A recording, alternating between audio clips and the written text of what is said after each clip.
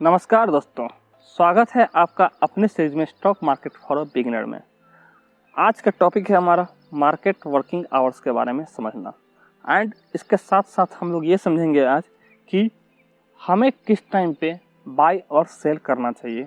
Market का जो एक टाइमिंग है उसमें हमें कौन सा टाइम प्रेफरेबल होता है, जिस टाइम पे हम बाय और सेल करेंगे तो हम प्रॉफिट में रहेंगे हमेशा। तो चलिए शुरू करते हैं। देखिए, मार्केट का जो ओपनिंग टाइम है वो 9 बजे है, बट 9 बजे रिटेल इन्वेस्टर्स के लिए ओपन नहीं होता है। हम लोग रिटेल इन्वेस्टर में आते हैं जो इंडिविजुअली स्टॉक मार्केट में इन्वेस्ट करते हैं, तो वो से लोग रिटेल इन्वेस्टर में आते हैं। एंड जो होती है इंस्टीट्यूशनल इन्वेस्टर, उनके लिए मार्केट 9 बजे खुल जाती है, ठीक। और हमारे लिए जो रिटेल इन्वेस्टर के लिए जो मार्केट जो ओपन अप होती है वो होती है 9:15 में। हम लोग 9:15 के बाद स्टॉक बाय और सेल कर सकते हैं। 9 से 9:15 बड़े बड़े इंस्टीट्यूशनल इन्वेस्टर के लिए ही ओपन होता है। आफ्टर दैट 9:15 के बाद सबके लिए ओपन हो जाता है मार्केट। उसके बाद मार्केट की जो क्लोजिंग टाइम होती है वो होती है 3:30 में मार्केट क्लोज हो जाती है, ठीक। और मार्केट की जो वर्किंग डेज है वो मंडे टू फ्राइडे है, सैटरडे संडे और नेशनल हॉलीडे मार्केट ऑफ रहती है।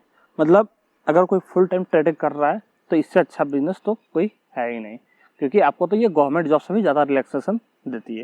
मतलब 9 से 3:30 का जॉब करो एंड आफ्टर दैट जो आपके काम है वो काम करो।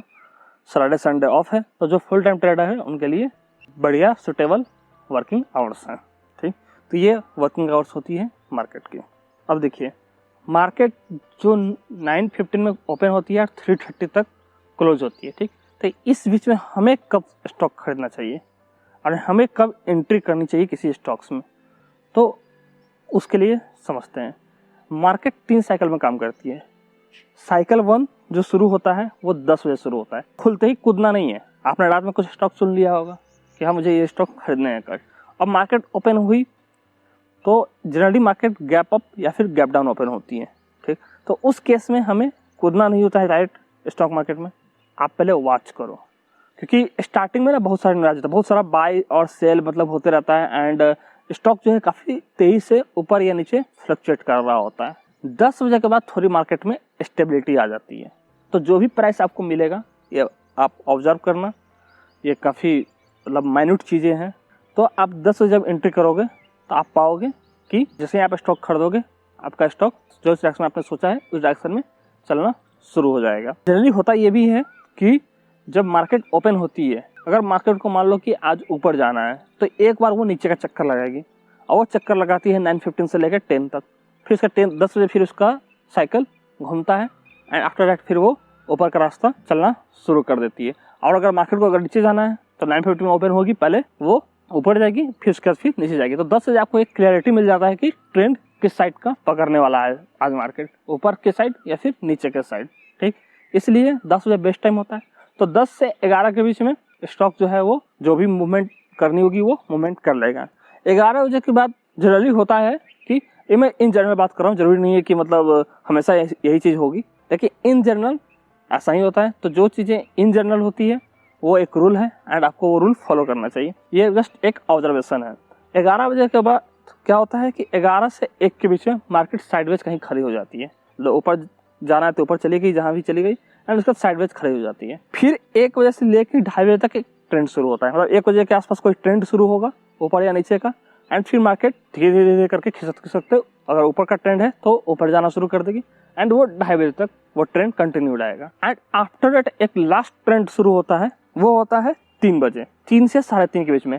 एंड ये जो ट्रेंड जो स्टार्ट होता है 3 बजे वो काफ़ी तेज स्टार्ट होता है, मतलब कि काफ़ी तेजी से ऊपर या नीचे जाएगा। क्योंकि इस टाइम पे होता क्या है कि जो इंट्राडे के जो प्लेयर्स है, जो मतलब आज ही खरीदना है और आज ही बेचना है, तो उन लोगों को तो एट एनी हाउ लास्ट में 3 बजे के बाद तो बेचना ही होगा शेयर, 3:30 बजे मार्केट बंद हो जाएगी। तो इसलिए जो भी मूवमेंट होता है ऊपर या नीचे का वो बहुत फास्ट मूवमेंट होता है यहाँ पे। क्योंकि यहाँ पे अगर बायर्स ज़्यादा है तो सारे बायर्स बेचना शुरू कर देंगे, सेलर्स ज़्यादा है तो सारे सेलर्स बेचना शुरू कर देंगे। तो दैट इज़ द थिंग्स, ठीक। तो बेसिकली मार्केट 3 साइकिल में काम करती है। अगर काम करना है, ठीक, या तो 10 बजे खरीदो, या तो 1 से 2:30 के बीच में खरीदो, या फिर 3 बजे खरीदो। बाकी जो टाइम है इन बिटवीन उसमें अवॉइड करो चीज़ों खरीदने को, क्योंकि आपको एक अच्छा प्राइस में भी नहीं मिलेगा। चलिए, इसके अलावा हम लोग ये समझते हैं कि हम लोग जो ट्रेड खरीदते हैं, मतलब जो भी हम लोग स्टॉक का बाय और सेल करते हैं, वो प्रोसेस्ड कैसे होता है चीज़ें, आपको कैसे स्टॉक्स कैसे मिलता है। तो सबसे पहले तो आपने एक डीमेट अकाउंट ओपन करा ही लिया होगा, जीरोधा, 5 पैसा, आप स्टॉक्स जिस पे भी आपने कराया, वो कंपनी बस आपको एक प्लेटफॉर्म दे रही है, ठीक। वहाँ पे आप जाके उस ऐप में कोई भी स्टॉक्स बाय और सेल कर सकते हो। उसको बाय और सेल करने के लिए पैसा कहाँ से आएगा, तो सबसे पहले आपको क्या करना होता है, मनी ट्रांसफ़र करना होता है। मतलब जिस ऐप पे भी आपने डीमेट अकाउंट बनाया है, जिस ब्रोकरेज फर्म के साथ, उसके ऐप में आपको अपने बैंक से पैसे ट्रांसफ़र करने होंगे। ये पैसे आप नेट बैंकिंग के थ्रू या फिर यूपीआई के थ्रू ट्रांसफ़र कर सकते हो।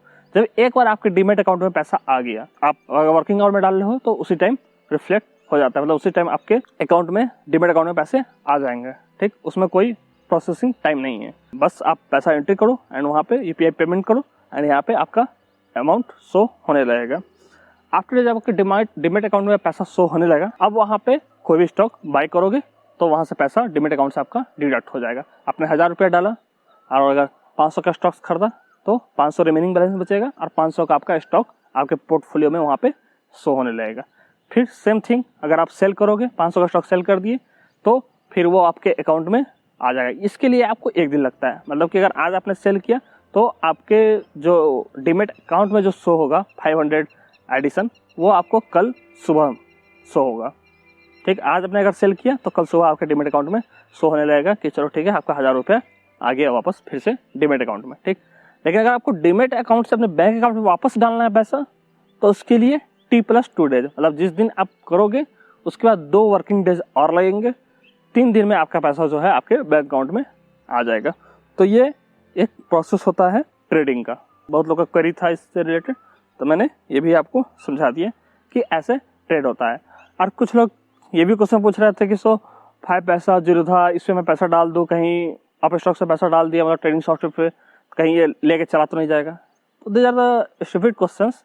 अब होने को तो कुछ भी हो सकता है, बट अब आप बोलोगे कि एसबीआई कहीं कल को भाग गया तो हमारे पैसे सेफ नहीं है, तो होने को तो हो सकता है, बट ऐसा जरूरी नहीं है कि होगा। तो ये एक्चुअली सेबी द्वारा रेगुलेटेड होता है सारे के सारे फंड्स। गवर्नमेंट बॉडी जो है काफ़ी ज़्यादा इस पर नज़र रखती है। इतना आसान नहीं होता है कि आपके पैसा, हाँ भले ही आप अगर कोई इंडिपेंडेंट ब्रोकरेज फर्म्स में अगर आप पैसा डालते एंड वहाँ करते तो मे भी प्रॉब्लम था, इसीलिए मैंने आपको सिर्फ 3 बताया।